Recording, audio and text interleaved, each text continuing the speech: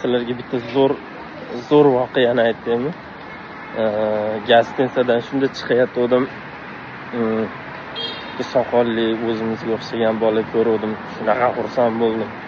O'zbek topib oldim shekilli edi. Yoniga kelib assalomu alaykum desam, bu ham assalomu alaykum dedi. Aka, aslimizni gapiraveribman, bu ham indamay turdi. Bilsam bu Afg'onistonlik ekan.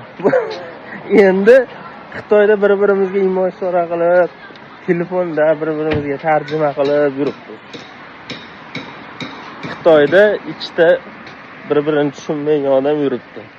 Ha, Farid Ahmad? Ha. Hozir biz ovqat yeymiz buni. Yes.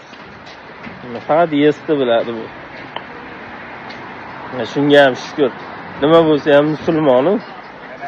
Shu bilan zerikmay yuribmiz-da mana. Mana bu qanisi? Mana Farid Ahmad bilan biz oshxonaga kirdik.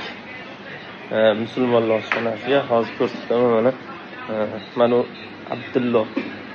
Assalomu alaykum debdi. Nega tamish qo'ysiz? Assalomu alaykum.